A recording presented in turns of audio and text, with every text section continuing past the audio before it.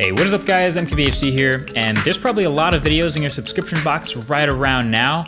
I'm glad you clicked this one. This one will be a little different. This is your official unboxing of the Google Pixel 2 and the Google Pixel 2 XL retail packaging. So by the time you're seeing this video, I've already had a Pixel 2 for around a week, and I'm putting together the full review right now, literally as you're watching this, but I did want to give you guys a few quick thoughts as I'm finishing testing. So obviously we can get these first impressions in the crowded hands-on area. That was a little while ago, but seeing the phone again in your own hands is always a little bit of a different experience. So you can see everything here that comes in the box for both Pixel 2 and Pixel 2 XL, wall adapter, USB-C cables, 2017 smartphone starter kit dongle, the whole deal. This unboxing is of course of the Pixel, but then of course, what do you know, I've been testing the XL, so mine is already fully set up. So this is our second look at the phone, and of course it's our second look at these bezels in real life. But honestly, the more I look at them, the less ugly they look, and I feel like they may also be necessary for the squeeze feature to activate Google Assistant, but I'll definitely have more on that in the full review. And also the soft touch metal all the way around the body of this phone has held up pretty well. It's a pretty medium to lightweight phone, but it holds up to pretty much zero scratch damage, and it's surprisingly good at repelling fingerprints with whatever oleophobic coating they're using on it. I like it. But really what I wanted to dive into in this video is to show that basically in the time that I've been using this phone and the previous generations, it's become pretty obvious that the differentiating factor when you're trying to pick which of these phones to buy, for this one, it's the software. The software experience with Android 8.0 Oreo on the Pixel 2, it's full of little things and little features. You might call it polish, but to me it's just kind of things that make you go, oh yeah, that's really nice. That's a good thing they thought of that. That's maybe the best way I can describe it. So while this isn't the most stunning hardware in the world, there is a lot of cool stuff going on in the software department. So let's break it down. Number one, the settings app is redone and cleaned up and sorted. So different Android skins handle the ever-increasing number of extra features in Android in different ways. You know, some of them spread them out more, some of them are very colorful. This one is more into nesting the less used features, but overall I think this is super clean. You have a consistent theme, you have the search function that works really, really well. It's white and blue, so it's really easy on the eyes. I'm a big fan of the settings app in this new version of Android. Now number two is the Now Playing feature, which is pretty freaking incredible. So this is the feature that's supposed to proactively tell you what song is playing where you are on your phone before you have to even ask it to.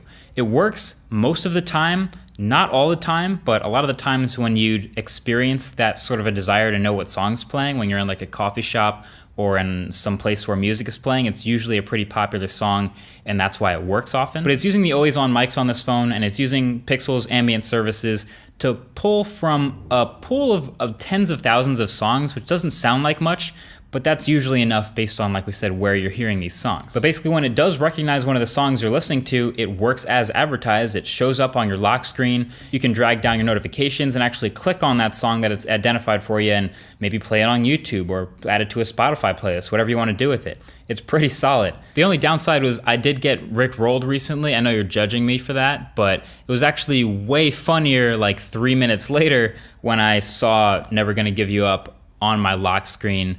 Thanks, internet. Now, number three is Google Lens, and this was the image recognition software that we're seeing both built into Google Photos and in the camera, and eventually going to be on its own. It's Pixel exclusive for now, and it's just basically starting to work on our phones. Basically, Google Lens is best at identifying things with text in them. It's basically doing a reverse Google image search, and anytime you do a reverse Google image search, adding text is really, really good for narrowing down what you're looking at. So this Hasselblad photo I took is a great example. When you look at the wide angle photo with the whole shape of the camera, the text isn't necessarily in focus, and I hit Google Lens, and it just kind of knows it's a camera.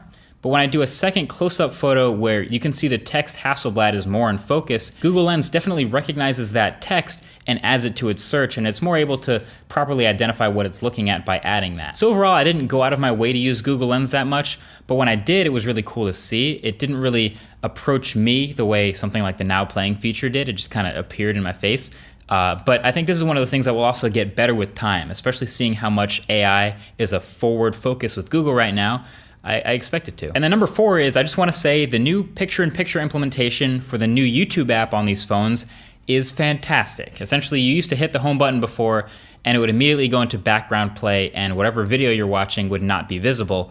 On these phones, you're watching a YouTube video, you hit the home button and it shrinks perfectly into a picture-in-picture window that you can still manipulate and move around the page and use it in the background. And when you want to bring it back, you can tap on it and full screen the video again.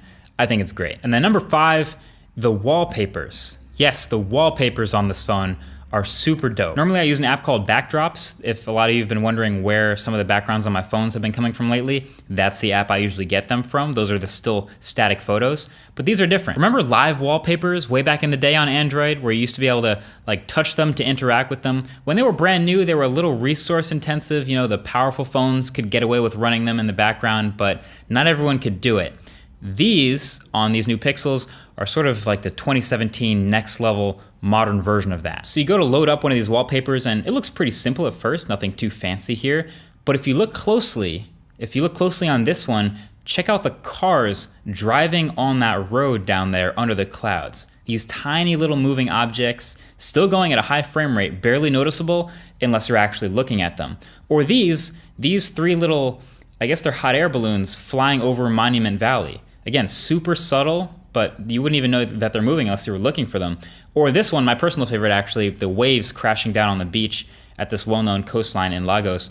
These are sweet, and good news with this part is they aren't Pixel exclusive technically. They've already been ported out. So I'll leave a link right below that like button to get these and put them on your own Android phone if you want them right now. But yeah, there's way more stuff I have to share with everything from like the little things like notifications improvements on this phone or the stabilization in the video camera, all the way up to long-term battery life and performance. All of this will be in the full review. And I know I just did a video on DxOMark, but the claim for best camera in any smartphone, yeah, that also does hold up here. So there's a lot to unpack. Expect a full review in a couple days, a little bit down the road, but this has been fun for the first impressions and the unboxing. Thank you for watching. Talk to you guys in the next one. Peace.